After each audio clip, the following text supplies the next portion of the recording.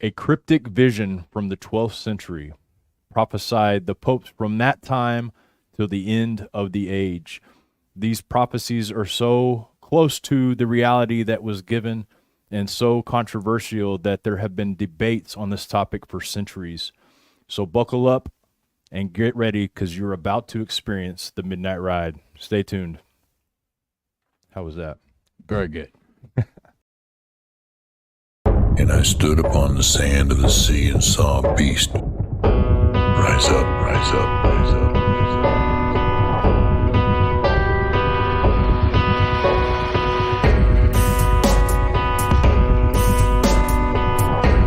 Who is able to make war with him?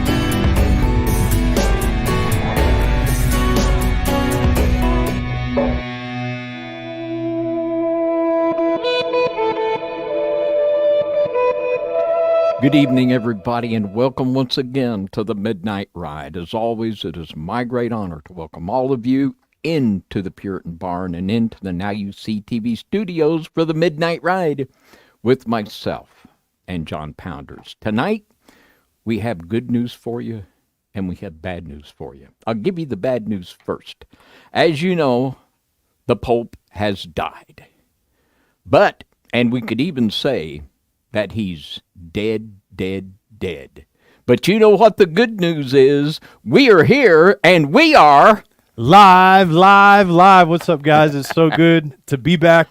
I'll tell you, this is my first time presenting in nearly 2 months. It might even be even longer. And so I'm really excited to be here. You guys are a blessing. So to be able to be back here, we know that you guys could be anywhere. And so we're super thankful that you joined us tonight. David, how has your week been? Been very good. A lot of exciting things happening, and we're just praising God for all he's done. Just really blessed. Very cool. So tonight, guys, as David said, we're going to be talking about, or as I said, I guess earlier in my little intro that I tried to do there, we're going to be talking about the prophecy of the popes. We're going to be talking about just really all the stuff surrounding it, the time period, the history, the controversy.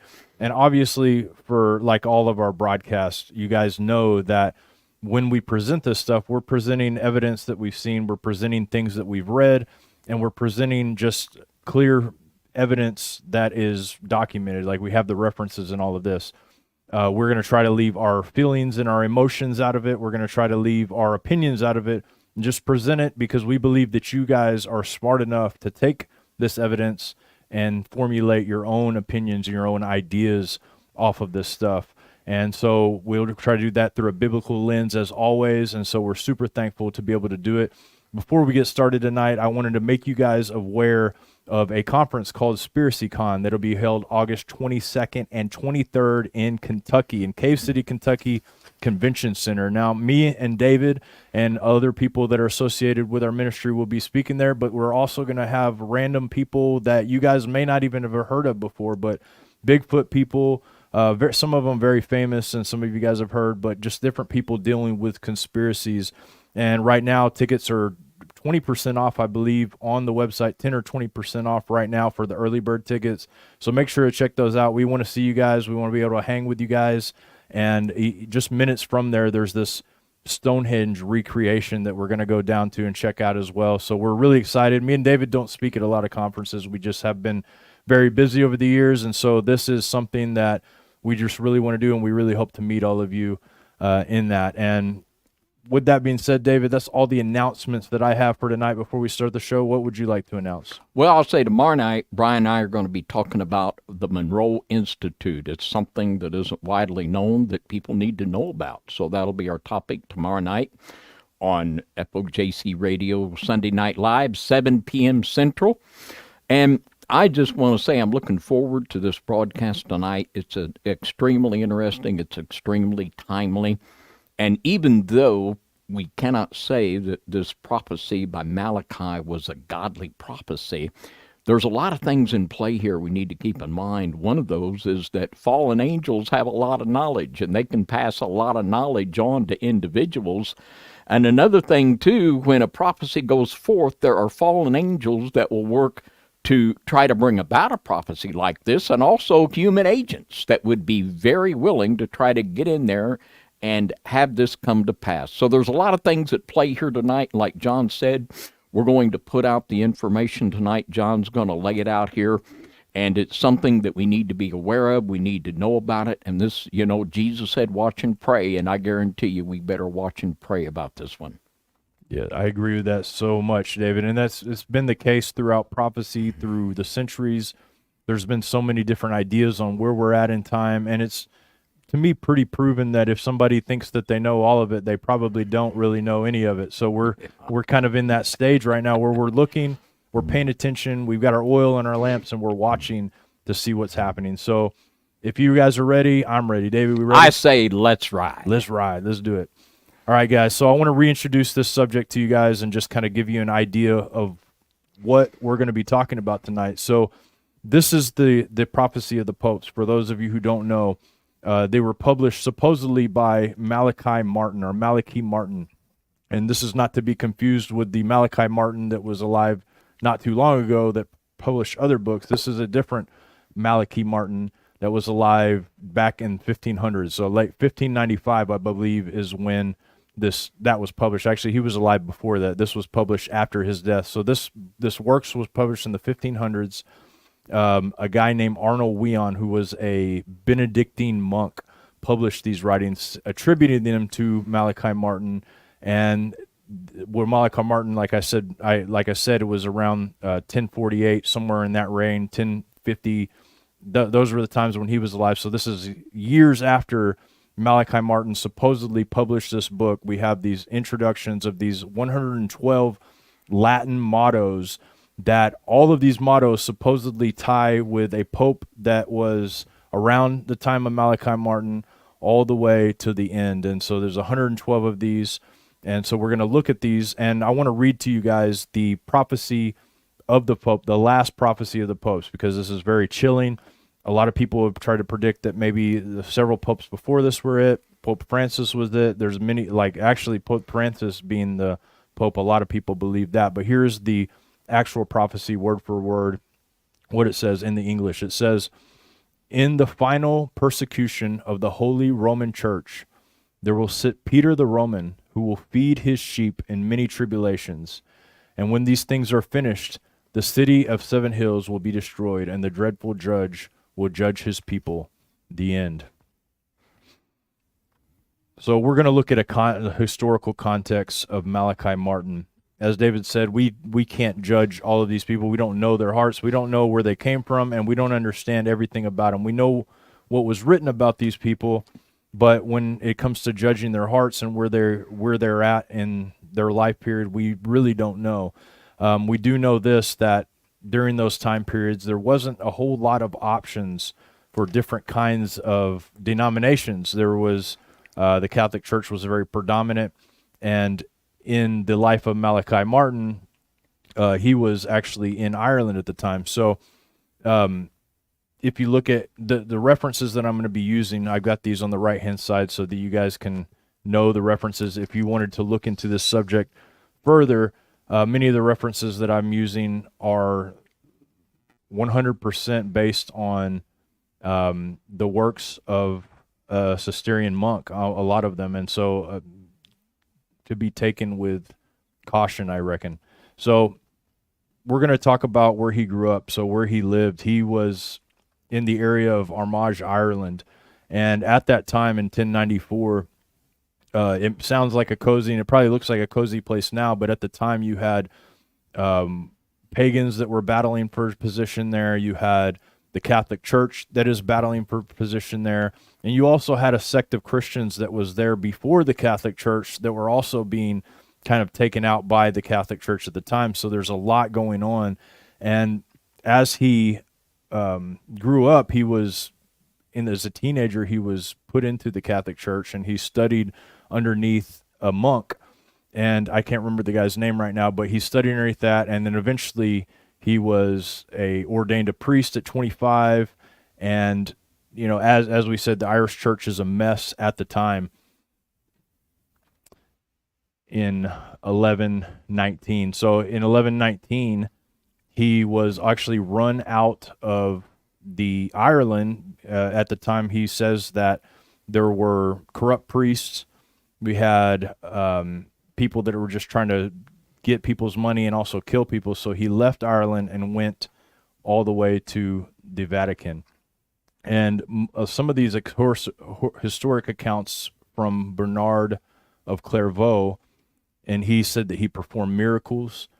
He was casting out demons. And, we have to remain skeptical of what Bernard of Clairvaux said, because he was one of the founding members of the Knights Templar, but also he was a Cistercian monk, and he was known as a mystic amongst a lot of the people. And he was the biographer for Malachy Martin, and he was also, I think the story goes that Malachy Martin actually died in Bernard's arms as he was going there. And some of the stories talk about how he wanted to join the Cistercian monks, but he was not able to because the Vatican told him he was not allowed to. The Pope actually denied his access to that. So by 1139, he's going back to Ireland as the Archbishop of Armagh. So he becomes what they call the primate of Ireland at the time.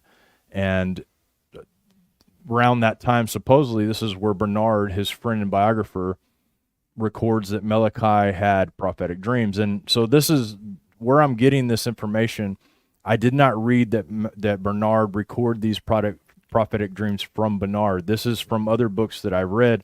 Whether or not that's true or not, I cannot say, because there's not enough evidence to conclude that Bernard actually wrote prophecies. Now, everything that I read from Bernard himself was, yes, he was casting out demons, yes, he was healing people, but I saw nothing that would conclude, to me anyway, and maybe there's other books out there that I haven't read, that Bernard said that he wrote anything. So this is something to also remain skeptical about. But the tradition says that one night he's in prayer, and a vision hits him with lightning, and he sees this city and the throne and white robes and all of these cryptic phrases such as Star of the Sea, Shepherd of the Sailor, and he writes all these things down, 112 mottos, and each one of these mottos tied to a future pope, from Celestine II all the way down to Peter the Roman, where we possibly are right now. So that is a kind of truncated version of the life of Malachy Martin, because there's a lot that has been written about him. But when we look at, from historical perspective, it's unsure to me whether or not he actually wrote these prophecies. But nonetheless, there's a lot to be said about him. So we're going to look at that here as well. Forgive me, guys. It's been a while since I've been behind the computer, so trying to get everything together here is fun. So 1 second. So supposedly the story goes he put this book in the Vatican library, not to be told to anybody. He didn't want any credit for it. He puts it in the library and leaves it alone, which in my mind, I have a hard time buying that. I have a hard time buying that you're going to write prophecies that are dealing with popes that are alive now and going to be coming up here too soon. You put it in a library and you don't say anything about it. To me, that sounds a little fishy. That's just another little interesting mark to throw on all of this stuff. So the prophecy is widely disputed by many scholars. I think that most of the scholars that I saw disputed it in one way or another. Now, they weren't necessarily saying they weren't true, but it was definitely disputed. And I'm going to say why, and I'm also going to kind of give my opinion on whether it could be true or whether it could not be true. And I'm just going to tell you right now that I think it's possible it could be true by everything that I've studied, but I also think that it's very possible a forgery, and like David said, that people put it in maybe to get a certain pope in power, but possibly that somebody's trying to make all of these things happen. So there's a author that if you guys are looking to look into some more of that, why they believe it was a 16th century forgery, and they believe it was like 1590 in the papal, to support the papal conclave, which is something that a lot of people know about a conclave now because of the movie that came out last year, which is eerily similar to what's going on right now. It's pretty interesting. But one of the authors is Benito Geronimo Fiju y Montenegro. So good luck looking that one up. But this is one of the guys that wrote about it, and another guy is Herbert Thurston, which would be a little bit easier of an author. But you can find those and you can check into it and see why they suggest that. But ultimately, judging through everything they read, they believed that it was probably to support a cardinal at the time named Girolamo Simoncelli, which was, they were trying to get into office, and so therefore they made it look like he was supposed to be the next pope in line. And then they just went back in time and decided to retroactively, look at those different popes, what their mottos were, and make it to that time. And some of the evidence that concludes that is that the prophecies up until the 1500s, when they introduced the books, are so dead on that it's amazing. But the ones after that, they require a little bit of searching into the name, searching into their motto, searching into things to kind of get it to where it's like, okay, this could be it, right? If you look at it close enough and you go from enough angles, some of these could be there. And I'm not saying that they're not legitimate, because some of them, even though you have to dig a little, they are pretty legitimate. I'll leave that up to you guys to decide for yourself. Another issue that I had when doing this, and just to kind of give you guys a background on the way that I looked this up, I wanted to go through this in a way that the way I did with the Bible, when I decided I want to see what it says for myself without like kind of taking anybody's word for it. And I did the same kind of research when it comes to the 112 popes as well. So one of the issues that I had is that the prophecies seem to indicate that you have to count the anti-popes. So there's like 10 anti-popes. There's also popes that in the Catholic encyclopedia, they have them in there, but some of them served in non-consecutive terms, and some of those were counted in the prophecy of the popes, which made it really hard to configure how many popes there actually were. So it's very possible, because of the schism, because of the anti-popes, that the count is not even within, I would say it's within 10 at least, right? It's within 10, but giving the anti-popes, and I just want to, let's assume that for a minute that this prophecy is correct. There is a pope that stepped down, or I'm sorry, that died before he was able to actually be enlisted as a pope, and that could make the count to Pope Francis 111. Of course, there's a lot of different things you can do. You could take out some of the anti-popes, maybe because they served at the same time as the other. There's a lot of ways to kind of twist this prophecy to fit, but we'll talk a little bit about that as well, and why that I think that it's possible that it could very much so fit anytime soon. So many of the enthusiasts, that prophecy enthusiasts over the years, that I'm not saying that they were, prophesying that this was for sure going to happen, but given the information that they have, most people believe that Petrus Romanus was Francis. And the reason for that is, and I just wrote this down because I couldn't see it myself, but this is the stuff that I read in certain books that I was reading, and also different prophecy enthusiast manuals that they have for this. And I guess his papal name Francis honors St. Francis of Assisi, whose father's name was Peter. So his name wasn't Peter, but because he honors St. Francis of Assisi, which I think all popes probably honor St. Francis of Assisi. Maybe there's a weird thing about that. And that saint's father was Pietro. And then also he has Italian heritage in his ties to Rome, but he wasn't actually from Rome. So there was a lack of direct fit with Francis, in my opinion. I think that a lot of people wanted to tie him in because it just made sense that he would be the 112 because of the official count of the popes. So the pope has died, so obviously we can safely say that this pope is not the final pope, right? Because he's dead and they're getting ready to have another one. Unless something crazy happens in the next few weeks and the whole Rome is destroyed, then, it's possible, I guess. Anything could happen, especially in the times we're in right now. The things about him there were so many things. I mean, he's the first Jesuit pope, which is very interesting stuff that we'll talk a little bit more about Jesuits and Freemasonry and all the different groups aligned with that. But so with that being said, David, do you have anything before I get on to this next section? I just wanted to show people kind of the fresh look that I have at counting the popes. And as I said, my count of the popes is going to be no greater than that of anybody else's probably, but we have something interesting coming up with this next pope that could literally be the correct answer. So I'm excited to present to you guys. If I'm wrong, don't look at me as being trying to be prophetic. I'm just counting the way that I knew how to count when I looked at it. So, David, do you got anything? Well, it really interests me, and there's reasons why I could conclude there could be a satanic agenda to this whole prophecy. And Bernard of Clairvaux was a very interesting fellow. If it wasn't for him, the Knights Templar wouldn't have existed, and without Bernard, his sermons were the basis of the First Crusade. And Bernard was the type of guy that wasn't above telling a porky if it helped further his agenda.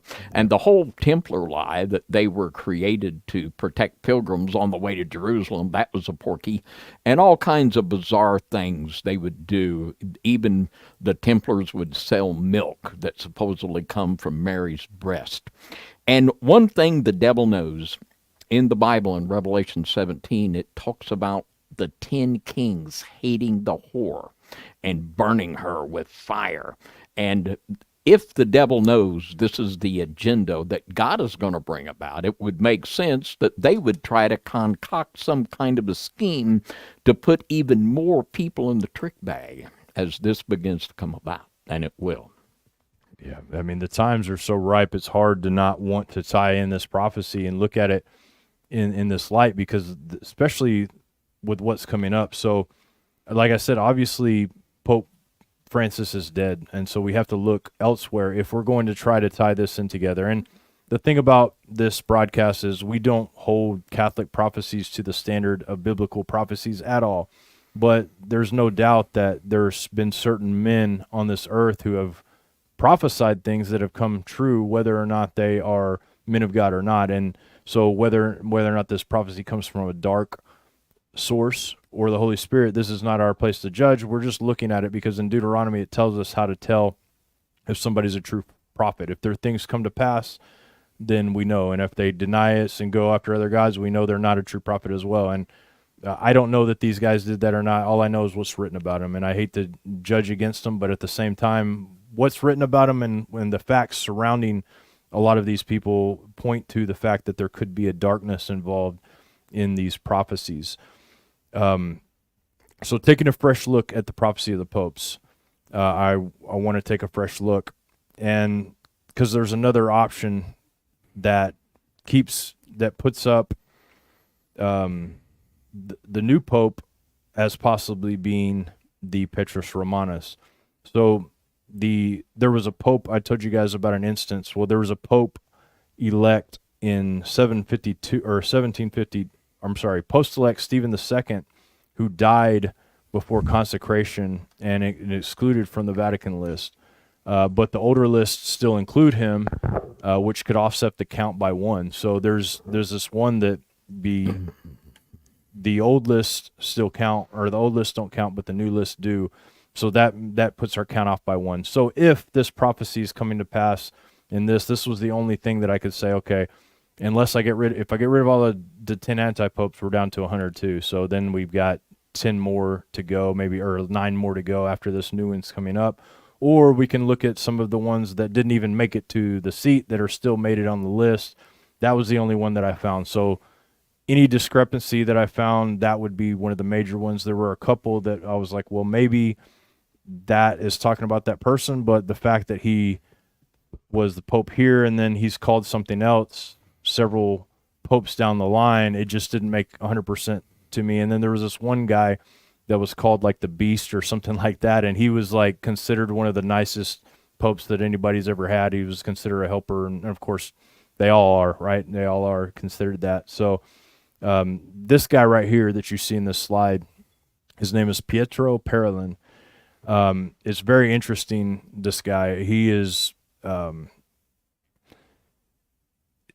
this candidate, he just seems like the perfect candidate for this, because his surname Parolin actually means, and it could have several meanings, but in Slavic it's linked to the word pearl, and in the Parolin is also, it says, here's what it reads from the website. It says, in some instances it may be derived from Parolin, a diminutive form of Peter, which signifies rock or stone, making it a name that indicates strength or firmness. So not only does his first name, Pietro, mean Peter in Italian, but his last name could obviously mean Pietro or Peter or rock. And then I've read some etymologies that say it means son of Peter. So this guy's Peter. I mean, he's about as Peter as you can get, right? And on top of that, he's actually Roman.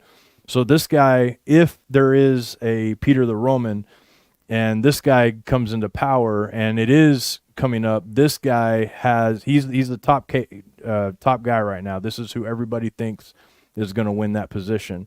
There are other Peters in the running, but none of them are Peter the Roman. You could probably twist things around and make it believe that, but this guy fits the description almost perfectly. There's so much about this guy that people are worried about, which I can talk about here in a second. But David, when you see this prophecy, you see this guy, and do you know anything about him, and have you studied him at all? Not in any great detail, and he's got the qualifies as a Peter. He's everything but the pumpkin eater, and maybe that too. Yeah. So this is, is this just a coincidence that here we got this guy, and we don't know that he will be the guy, but we do know one thing I'm convinced of, that I believe we are in the time of the end, and I know that Catholicism is going to play a big part of it. And I believe that one of the popes will be the false prophet of Revelation 13. So this is something we need to watch. And here's one of them things. Well, if this guy becomes the pope, that'll make me a little more inclined to take this whole thing a lot more serious. Yeah, no doubt. I remember when there was a book that came out that I'm going to be referring to by Tom Horn, and he made a really good case for just this whole thing, and in my opinion, he's the one that brought it back out. I didn't see too many. Him and Chris Putnam, when they wrote that book, he brought this back out. Did a fantastic job on the book, even though Francis isn't Petrus Romanus. This book, I think, is still something that you can glean from and see some of the stuff that is being talked about, and why it's possible to be able to take this text and see that it could mean something. Because really, in all honesty, if the count wasn't off, then it would be a lot easier for me to believe it, because the count is the hardest part, in my opinion, because it could be, there's so many variables with this that it's unreal. I mean, it took me a whole day, David, to count these and try to make sense of all the different anti-popes and the popes that were going on at the same time, the popes that died while other popes were going on. I mean, trying to draw out that timeline was difficult. I mean, there's no doubt. Yeah, we have to realize God is sovereign, and Satan has an agenda, and they're planners. They'll scheme and have their conspiracies, but it'll be the almighty sovereign God that decides when and if these plans will ever come to fruition. So there's that we need to consider too. That's right. All right, guys, so I'm going to talk a little bit about Parolin here that we need to know. There's more that we probably don't know, and then there's also the ties that with the King of England, King Charles III, as well. But I'm just gonna talk a little bit about this. So Parolin attended the secret Bilderberg meeting in Italy on June 7th through 10th in 2018. Got a lot of flack for that, and a lot of people that are anti-globalists look at that as a little bit of a scary thing, which I can understand. He also was the key architect in the secretive 2018 Holy See China Agreement. and they just reinstated that China agreement as well. And what this did was give the Communist Party a chance at the Holy See. It gives them the opportunity to be inside of it, working with them, and it's really actually crazy. I mean, there's a lot of Catholics that are conservative Catholics and traditional Catholics that can't believe they gave the communist regime authority over any church matters, and they said that this is going to be the death of the church. In fact, Cardinal Joseph Zinn called it suicide, which I agree. I think I can't believe that that's a possibility, but it wouldn't be the first time that the Vatican has made a deadly mistake, in my opinion, anyway. So he also spoke at the World Economic Forum in Davos. This guy's a big green energy guy. He is one with the elites. I mean, there's a lot of people that believe he's definite shoe-in. I mean, he has been secretary cardinal for many, many years in office there. And David, is there anything that you'd like to add about because the World Economic Forum, a lot of people don't really understand really what the World Economic Forum is, or they may not understand what Davos is. They may not understand that there's a global, if we can use that word, global network of people, and that the Catholic Church is kind of right on top of that. And so when we talk about Davos and World Economic Forum and Bilderberg, what comes to mind for you when we see this? Well, they are the wing of the New World Order that we would associate with communism and Illuminism. They are basically the left-wing progressives that are going to ride that green agenda. And within Catholicism, there's a split. There's the Jesuit faction and that of this fellow here that would support that. And also within Catholicism, there's a conservative wing that would want to support the more traditional Catholic values, and the things that Francis did have made a lot of older Catholics that would be my age very, very suspect. And it's really a good time to talk with older Catholics. But in Malachy Martin, I'll just read something real quick. He wrote in The Keys of This Blood. This is the one of Coast to Coast fame. And this is realizing that Pope John Paul, who had been in the more traditional vein, he said the competition then was not a tug of war to decide whether in fact there would be a global society. Every major player in the competition understood that John Paul's competitors were even then well along in their work of reorganizing and reassembling the economic, political, and cultural resources of the world. Everyone who was a major player understood that the structures were already being built that would soon enough include the world's every nation and race, its culture and subgroup. John Paul knew that neither he nor anyone else could reverse that momentum. And he basically goes on to say that he knew the New World Order was inevitable, so he wanted to get in there and get as much control and influence in it as he could. And there are two different groups within Catholicism. These would be analogous to our Democrat and Republican Party. You know, both are going for that New World Order. But there's basically a cat and dog fight about who's going to run it. Well, that brings us up to our next point, David, and I'm going to ask, because we talked before this broadcast, and I wanted to have you present a little bit of information concerning this. I'm going to read from the Keys of This Blood to kind of set up what we're talking about here. This is from the Keys of His Blood. It says, "Most frighteningly for John Paul, he had come up against the irremovable presence of a malign strength in his own Vatican, and in certain bishops' chanceries, it was what knowledgeable churchmen called the superforce. Rumors, always difficult to verify, tied its installation to the beginning of Pope Paul VI's reign in 1963. Indeed, Paul had alluded somberly to the smoke of Satan, which had entered this sanctuary, an oblique reference to an enthronement ceremony by the Satanists in the Vatican." So this sets up what we're talking about here, and another book that Malachy Martin, not to be confused with the other Malachy Martin we were talking about before. It's interesting that both of their names always come up together, because it seems like both of them had prophecies concerning the Catholic Church that weren't so good. There's another book called Windswept. Get this up here. That talks about the enthronement of Satan as well. And those ties right there, David, I think that when we think of the Vatican, this is what makes it all so difficult. When you think of the Vatican, well, not me, but when most people think of the Vatican, they think of the Pope and they think of the Vicar of Christ, which means that he is the representation of Christ here on earth. And in fact, he believes that he has ultimate supreme power over all religions, which we don't believe that he does, but he believes he does. And there's a lot of powerful people that believe that he does. In fact, he has the keys to the kingdom. Any king that he wants to meet with, they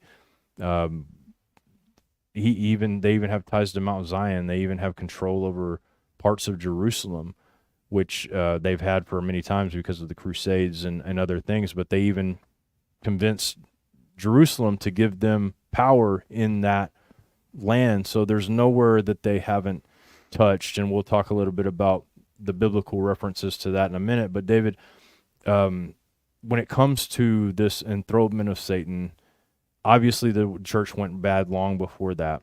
There's a lot of things you can tie and say, well, that was a bad decision, and that was a bad decision, and they just kept compiling on top of that to a point to where it's hard to decipher the difference between the Illuminati, the Masonic origins, the Satanism, and the church. And I even remember William Snowblum, when we interviewed him, he said that a prerequisite for being a high priest in the Church of Satan was you had to be a priest in the Catholic Church as well. So let us in. What is going on here, David? Well, anyone that has watched the funeral of the Pope or any of these big ceremonies that Catholicism puts on, these are in and of themselves dark rituals. And they're dark rituals with all the pagan trappings that came from Babylon and the mystery religions. And Malachi Martin, a very interesting fellow, and if you've never listened to his interviews on Coast to Coast with Art Bell, they're a real hoot, and they're worth a while. And he talked a lot about a satanic cabal that operated within the Vatican and a homosexual cabal that was there to basically destroy all of the conservative values that Catholicism ever had. Now, what this dark wing does, they understand that even during these funeral services, and certainly we'll see this when the Pope is inaugurated, I guarantee we'll see this again, but they know that at this time of the inauguration, this will be a peak time of dark energy. And what they do what they call a parallel enthronement ceremony. And last time this took place in Charleston, South Carolina. And I'll read a little bit from the book John mentions, Petromanus by Tom Horn and Chris Putnam. And he said this. He says here that according to Wikipedia, a holy day of obligation in the universal church in which the faithful are obligated to participate in a mass. Among other things, this means on this specific date, he's speaking of June 29th, the feast of Peter and Paul, a perfectly timed sacrilegious parody of the Catholic Mass was completed during the enthronement of the fallen angel Lucifer, which occultists know would hold high satanic energy, as well as simultaneously an offense made against the martyrdom of Peter and Paul. He says Martin stated publicly on more than one occasion that this enthronement of Lucifer in Rome was based on fact, and that to facilitate the black magic, a parallel ceremony was conducted simultaneously in the United States in Charleston, South Carolina. And why Charleston, South Carolina? And the reason for this is something called Palladium Freemasonry. And Albert Pike established the first center of the Scottish Rite in Charleston, South Carolina, and he also formed the Palladium Rite with Giuseppe Mazzini in the 1800s there at Charleston, South Carolina. Now, what Palladium Freemasonry was a super rite. that was created by Mazzini and Pike to basically control all of Freemasonry. And it was like the top of the pyramid, if you will, on the conspiratorial scheme. And this was used, and they did a Luciferian black mass and the whole thing. They were just downright Luciferians. Now, there were people within the other faction. Now, this is your Jesuit, Masonic, Illuminist faction. And on the other hand, we have the more conservative Catholics. But they, too, we have to realize they're wrong, too. So, we're not looking at a good guy and a bad guy, but certainly this Pike Luminous faction, they were much more dark and crazy than the others. Now, I have a book here that was written, I'll give you just a little truncated history here. If we go back to the early 1800s, there was an expose of a document called the Alta Vendita. And this was a document from the Grand Orient Lodge of Italy. And basically, this Masonic document talked about how they were going to destroy Catholicism and just absolutely destroy it. And when this came into the hands of, I believe it was Pope Gregory in the early 1800s, that they basically threw down the gauntlet and they declared war on Freemasonry.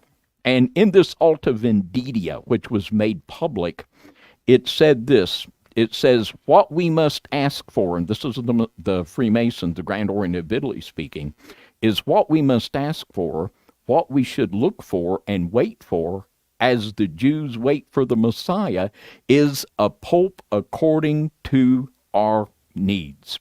And certainly Francis fit that bill on so many levels. And the work that the Jesuits are the masters at working behind the scenes. Their philosophy is, if we can do the education and found the schools, we can control the masses if we can control education. And this is why there are so many prestigious Jesuit schools in America, one of the most prominent being Georgetown. Now, if you want to scare yourself, what you can do, you could take some of the leading figures in MAGA and some of the talking heads on the conservative side and check out how many of them come out of Jesuit schools. It might give you pause for a little thought. But I just want to share with you, this is a book by a cardinal from Chile, and this first came out in 1928, and his name is Jose Maria Cardinal Carrico.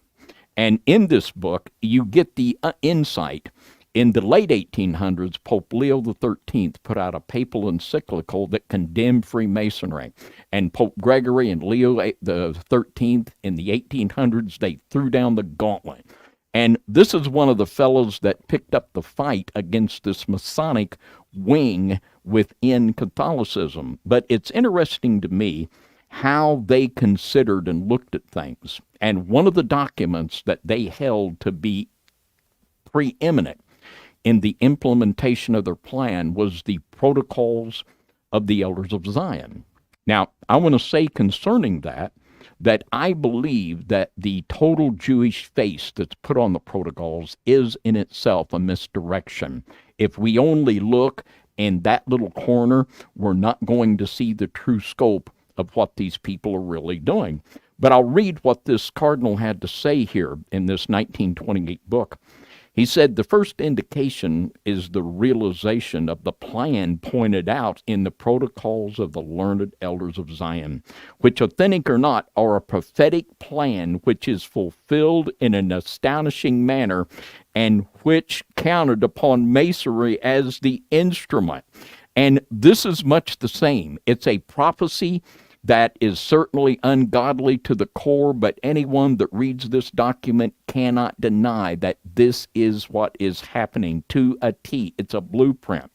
Something else that this cardinal took very seriously, he said the other indication of the participation of Masonry in the revolution and the present upheaval in Russia is a letter in 1896 attributed to Albert Pike. And he goes on to authenticate his witness of the reality of this letter from Pike to Mazzini that outlined 3 world wars that was in the London Museum for many years but is no longer. So this conservative wing that's fighting the basically your Masonic communist wing, progressive wing, they believe that it is definitely the protocols and this 3 World War program for Albert Pike that they're following. So they take this very seriously. And there's still people within Catholicism that know and believe that this is indeed what's happening. So as we watch all of this, and as we watch the new Pope, whoever he is, and we need to watch this certainly very closely, we can keep in mind that within Catholicism there's a war, and there's a power struggle, and there's an ideology. But we have to also understand that both of these trains are headed to the same depot, and they're shooting at each other on the way down the track, but the ultimate destination is the same. And just like Pope John Paul said, that he knew the New World Order was inevitable, but you ain't going to stop it. The Bible says we're going to have it, so we're going to have it. So they just wanted to see how big of a piece of the pie they could control. So these are things that we can keep in mind and be mindful of and watch as we watch this drama unfold here. Literally in the next few days, we're going to be seeing this drama play out, and extremely important to all of our lives, and it's extremely important in the unfolding of Bible prophecy. Very interesting. And one thing that I point out that you said that really is something that people should maybe rewind and hear again, but a lot of people want us pointing towards the Zionists or pointing towards the Muslims. But ultimately, a lot of people, I think that there's a book that it's a very boring book, let's put it this way. It just shows all the connections, but I think you know what it's called. It's called The Anglo-American Establishment by Carol Quigley. Now, I brought that with me to the beach, and I can tell you it's a really hard read, but it shows this group that their whole goal is the British Commonwealth. And they're called the Milner Group. Let me just list the top of the head execs from this group. We have Balfour Agreement. Does that ring bells there? We have Rothschild. That might ring a few bells too, but we have Milner. We have other people too that are herald lords in England that have been a part of this group for a very long time, and their goal was to establish dominancy of the British Commonwealth. They even have people in America. So when they say that they have a stake in America, they're not lying. They have a stake in all of these countries. And in fact, the British government is in control of so many things. And it's weird how the popes tie in with King Charles. Donald Trump were at the funeral. King Charles, as you know, has been suspect as being the Antichrist by many people. We've actually done broadcasts talking about how close he's tied in with this. He had a meeting with Trump recently. He received I can't remember what the cross is called, some holy cross that he followed and was walking around with the Pope when he was dead with. And so there's a lot of weird ties with all of that need to be thought of, because ultimately the war is pitted, like Albert Pike said, the war is pitted Zionist versus Muslim. And you can guarantee that proxy wars, the idea of setting these people up is another division tactic that they've used in many cases. This is their key element, is division. This is why right now, in the world that we live in right now, it's important to recognize these elements of division, because this is how they operate. So when you see new groups coming along that are super just cultish on one particular topic, whether that be the name of God or the calendar that you're supposed to use, or just some random little thing, the random little eschatology difference, they just take it and all they do, that to them, that's their gospel. And this causes major division amongst the flock, because ultimately we need to be humble. All of us should be humble in our response to people, and really all of our in our education. And I know David can say the same thing, but the more I've learned throughout the years, the more I realize I probably don't know everything, but I do know this. I know when a person's fruit bears fruit. I know when they are reading the Bible and they're actually trying to learn the truth. I know when somebody actually has love, when somebody has peace, when somebody has the fruits of the Spirit, we can know this. But there's so many divisive groups coming, and there's scriptures that I would like to read to you guys that I think that apply to this situation that we need to be aware of. Now, I'm going to read these, and I'm not going to tell you what they mean. I just want you to think about it. In light of everything that we talked about, let me know if any of this rings a bell, and we'll talk a little bit about it. I will tell you a little bit of my thoughts on that. I said I wouldn't, but it's hard to do when you're doing this, hard not to give a little bit of thoughts. But as you guys know, many years before us, there have been many people before us that have designated the Roman Catholic Church as Mystery Babylon. And the key term is mystery in here. There's a lot of mystery involved in this. And so I want to read a scripture from 2 Thessalonians 2:7, because this clearly defines what we've been going through for a very long time. It clearly defines who these people are, in my opinion. So let's check this out. It says this is 4 through 10. I don't know why I have 2:7 on there, but it says, who opposeth and exalteth himself above all that is called God, or that is worshipped, so that he as God sitteth in the temple of God, showing himself that he is God. Something that immediately comes to mind, and I know I wouldn't say a whole lot, but it immediately comes to mind is the Pope sitting on his throne in between two seraphim, and the elders sitting around him, calling himself the Vicar of Christ. Let's go on. Remember ye not that when I was yet with you, I told you these things. And now ye know what withholdeth, that he might be revealed in his time. For the mystery of iniquity doth already work. Only he who now letteth will let, until he be taken out of the way. And then shall the wicked be revealed, whom the Lord shall consume with the spirit of his mouth, and shall destroy with the brightness of his coming. So the Spirit is already at work, and it'll be revealed when whatever is going to be taken out of the way is taken out of the way. And with the coming of Christ is when the destruction of this thing will happen, which kind of lines up exactly with the prophecy of the final Pope, which is one reason that I don't necessarily believe Pope Francis is the final Pope. And if he is, the prophecy isn't really clear, because it says he'll lead his people through great tribulation. And from what I can see right now, the Catholic Church, the only tribulation they're having is the lawsuits they're having from the bad things that they've done to children in their facilities, and that's the main persecution I see. Now, at the same time, we do have Turkey, the Turkish leader, who is wanting to have another war between the crescent and the cross as well. So there's a lot of this stuff being set up in the background. Continue reading. It says, even him whose coming is after the work of Satan, with all power and signs and lying wonders, and with all deceivableness of unrighteousness in them that perish, because they receive not the love of truth, that they might be saved. And there's a lot of people, the Bible says, to come out of Babylon. It says to come out of her, my people, so you don't share in the plagues. And it's hard for me to say that this verse isn't talking about this established, organized religion that people were involved in. It's really hard for me to say that. Many of you guys know this, but for those of you that are listening for the first time, I grew up in church.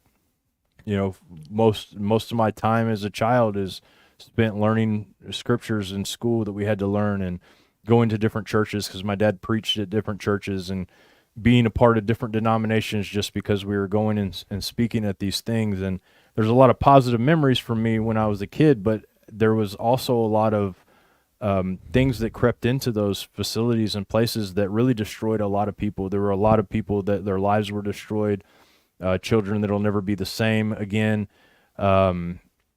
people that have probably been led straight to hell just because of all the heresies that are involved in a lot of these things.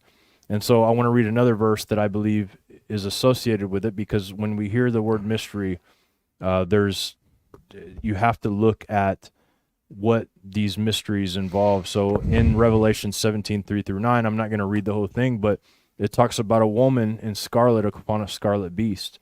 And it talks about her having a golden cup in her hand full of blasphemies, full of abominations.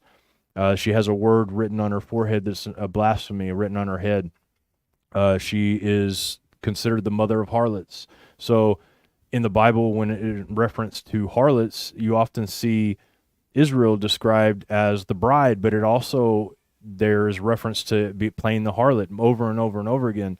So this leader is a religious leader of some sort, but also someone who rides the beast. And it describes further the interpretation of this woman. And the interpretation, this is the woman who controls the world. She rides the beast, and she has made the kings drunk with her abomination. She is in control. There comes a point in time to where, in the end, where the beast itself and the kings that are associated with the horns decide they no longer like this abomination on their back anymore. They don't like this woman who rides them and feeds them abominations. They don't like it, and so they take the woman off the back of the beast, and it says that they burn her with fire. And so this could also refer to this final judgment upon the church in general, the Catholic Church. And I think that nowadays, and I don't think this, I know this, and people will say, well, how do you know? I can see it. And, I've been doing this since 2010. That's not as near as long as David, but it's long enough to see the cycles, boom, to see what's happened, to kind of see and look back and see, okay, here's the agenda. Recently, there's a lot of different eschatological things that have been brought up and stuff because of Tartaria and all of that, but this isn't something that was new. This is something that's been recycled, remanufactured over and over again. And I'm not saying that I know everything about any of that, and I know there's a lot of people out there that are unsure about these subjects, and it's okay to be unsure, but we need to read the word and see. But remember that a lot of these things that you think are new are not new. There's nothing new under the sun. And it's apparent that there has been an underlying religious order that has tainted everything that we are supposed to believe. Even in America, you see it, and you see the propagation. You see this woman, as she's described as sitting on the 7 mountains. And of course, Rome is Vatican is known as the city on 7 hills. We also have the idea of 7 continents. Not only does the Vatican sit there in Rome, but you would be hard pressed to find a continent where the Catholic Church is not the dominant religion of that area. And I see something that I want to warn you guys about, that I see a coming back to the mother church, the mother mystery Babylon, possibly. I see that there are many, and I want to put this delicately because a lot of people think, I may be talking about this person or that person. I'm not going to give any names, but I am privy to information that there are a lot of, I call them out-the-box podcasters out there, out-the-box ministers that are actors that are literally paid to produce a message. And then you have the pastors that have been used to getting big sums of money anyway, and so someone coming along with more money to have them push people back towards that is not out of the question. And you'd be naive to think that it doesn't happen, because it's been happening for a long time. In fact, the Jesuit order itself was started in order to get the Protestants back towards the Catholic Church. That was one of the whole reasons, given reasons, that it was started. And I see a lot of people pushing people back to Lent, or pushing people back to all of these catechisms and things that are not a part of the Protestant Church. And not only are they not a part of the Protestant Church, they're not a part of the Bible. There's other associations with some of those practices that don't include biblical things, and in fact, they might include dark side things.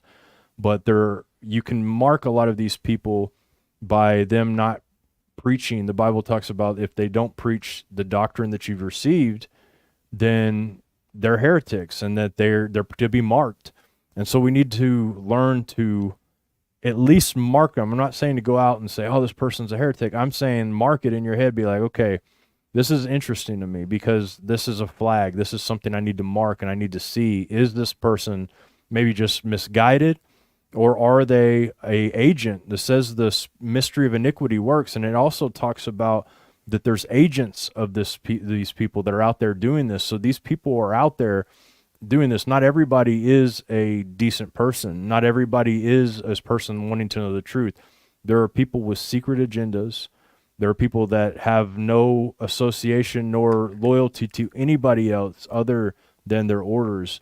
You see this in every walk of life, and so we need to be aware, walking around, seeing what's going on. And if you are in the Catholic Church, and this is just my opinion, I would really look at what you're looking at and see if it lines up with the Bible.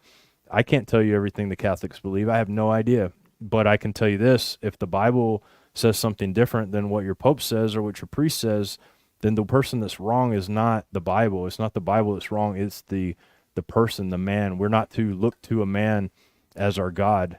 The Bible is very clear on this. And so there's a lot of things in this whole thing that don't line up, but there's going to be a lot of people deceived into believing that, in my opinion, that the Pope may be the way to go, and that people will lead that way. So we'll see what happens with that. But I just want to read this too. This is from Dave Hunt, Woman That Rides the Beast. Now, I can't verify this 100% myself because I'm not an etymologist, but I did look at some of this, and it checked out with me. But it says the Latin equivalent of the Greek anti is vicarius, from which the word vicar comes. Thus, vicar of Christ literally means antichrist. So is it possible that these vicars of Christ are literally just antichrists that are popping up over and over again? Is that possible? I'll leave that to you to decide, but I would say this, guys. I'm going to be praying for you. Pray for us that we do not be deceived, because I believe that a major deception is coming, and I think a lot of it is going to result in what happens in the next few years, and a lot of it's going to, ground zero is going to be Vatican. Ground zero is going to be Jerusalem. Ground zero is going to be America. I mean, the world is coming together as one giant globalist thing. Trump just signed I think he's trying to pass the ID Act here in the United States. And I know a lot of people are pro-Trump or whatever. I'm not pro-Trump or anti-Trump. I'm pro-God. And the things that he does that I like, I'm thankful for. But there's also things that I realize and I can see that are a part of an agenda that I'm not too keen on. And whether he sees that or not, and he's doing it on purpose, I don't know. Whether I see it right or not is also up in the air, right? I'm just a human just like all of you. But I think that if we ask God for discernment and we're able to look at things without being emotional and not saying, oh, I like that, you can take a step back and look. I don't have to watch the news every day. I know the agenda, and then every now and then something crazy happens to kick that agenda off even more. This is how we have to look at things and realize that the world is a stage. A lot of these people that we see in power are, in fact, actors, and they are pushing agenda. They are pushing division. And so we have to be firm. We have to be honest with ourselves, but also honest with the people around us, and being able to learn and look and see what is going on. How are these people responding? I just read a poll recently where it says that, a study that says 1 in 6 people are narcissists nowadays. That's crazy to me. If that's the case, then there's 1 in 6 people are very, very dangerous to you and your peace and to your life. So we have to be aware of this, because I do believe the spirit of iniquity is at work, and it's spread out amongst lots of people. With that being said, David, do you have anything you'd like to add before we wrap this program up? Well, if we think about what Ignatius of Loyola did when he founded the Jesuits in the 1500s, he combined mysticism, religion, and political agenda. And when he convinced someone, and we think about people being evil, and I think he certainly was, but when Loyola could convince someone that his agenda was of God, a person could apply themselves to that agenda thinking they're doing what is right. This is the thing, then this is the question we must all ask, is what agenda are we going to plug into and support? And for me, there's only one. It's the kingdom of God. It's the Israel of God. It's putting forth the gospel of Jesus Christ. And that's what we encourage each and every one of you to do. If you don't know Jesus, you can. You can place your faith in his death upon the cross as payment for your sin debt. And I tell you what, you don't have to go through these last days without Jesus. And I think that's the real great takeaway. You can look at all of this and all of that, but in the end of the confusion, what we need to do is see Jesus. And that's what we're here for, my friends. Amen to that, David. And thank you guys so much for listening to this broadcast. If there's anything that I want to do with all of this stuff that we've done over the years is, as David said, is to let you know that there is something out there and there is someone out there that loves you, that wants to forgive you, and that wants to give you life abundantly, and his name is Jesus. And I think that has been the goal of everything that we've said here. Sometimes there's topics that we discuss that people may think, oh man, I can't believe they're discussing this. But you have to realize that in order for darkness to be exposed, light has to be brought to the table. And so we try to shine light in this world. The fastest growing religion in the world is the New Age religion, and religions associated with that. And so our job here is to breach that and to throw the net on the other side and pull the fish in. This is our job. We're fishers of men. And so if you support what we're doing and you support ad-free content, consider donating to our ministries, and so we can continue to do this and continue to make the content great. That's what we want to do. So thank you guys so much. And we're going to do the Pounder's Pound, which is where we pound the like button. And so, David, count us down. Let's do it. 1, 2, 3. Boom. Boom, shakalaka, guys. Thank you so much for hitting that like button together with us. Subscribe if you haven't already. David, end us out. As always, we are so thankful for all of you that support the Midnight Ride and that listen and are a part of this broadcast tonight. And we're just thankful that John is back, and we're thankful that the Lord has once again given us another opportunity to proclaim his gospel over this platform. So remember, Conspiracy Con, going to be a gas, guarantee you want to be there, going to be great. And with that, until next Saturday night, 10 p.m. Central, a big high five and good night, everybody, from the Midnight Ride.